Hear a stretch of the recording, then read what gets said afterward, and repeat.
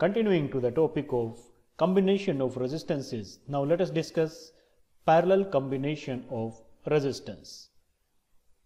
In case of parallel combination of resistance, different resistances are connected in parallel with each other. Now let us consider the three resistances R1, R2 and a third resistance R3 are connected as shown in figure, that is in parallel with each other, which are connected to a source of battery.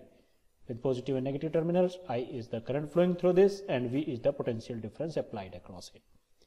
Always keep in mind that in parallel combination, potential difference across each resistance remains same, that is constant.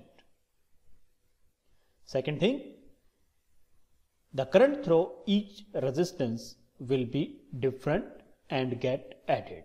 That is, the total current will be the current through each resistances. That is, if I1 is the current flowing through R1, I2 is the current flowing through R2 and I3 is the current flowing through the third resistance R3, then the total current I can be written equal to I1 plus I2 plus I3.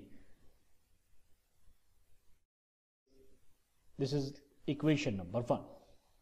Now, by Ohm's law, we know that V is equal to IR. So here we write I1 R1, I2 R2 and I3 R3 is the potential across each resistance. Thus I1 is equal to V upon R1, I2 is equal to V upon R2 and I3 is equal to V upon R3. Using these values in equation number 1, we get I is equal to V upon R1 plus V upon R2 plus V upon R3. Taking V common, 1 by R1 plus 1 by R2 plus 1 by R3. Say this equation number 2. If Rp is the equivalent resistance in parallel combination,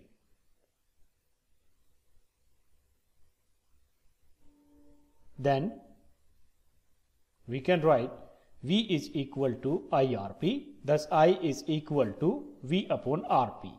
So this is equation number 3. Now from equation 2 and equation number 3, we can write V upon Rp is equal to V into 1 by R1 plus 1 by R2 plus 1 by R3. Cancelling V with V, we get 1 by Rp is equal to 1 by R1 plus 1 by R2 plus 1 by R3. So this is the method to find out the equivalent resistance for parallel combination. This formula can be used to find out the resistance for parallel combination. Now let us try to understand this concept with the help of a numerical problem in which R1 is taken 4 ohm, R2 is 6 ohm. These are connected in parallel with each other between the 2 points, let A and B. We know that 1 by R is equal to 1 by R1 plus 1 by R2. This implies that 1 by R is equal to R2 plus R1 divided by R1 into R2. That is, R is equal to R1 R2 divided by R1 plus R2. Putting these values in this equation, 4 multiplied by 6 divided by 4 plus 6, that is 24 by 10, that is 2.4 ohm.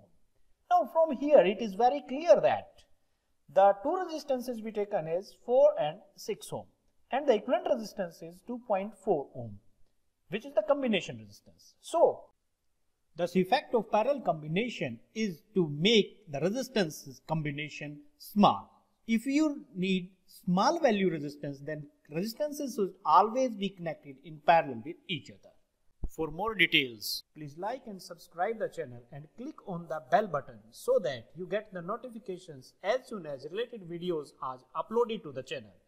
Thank you very much.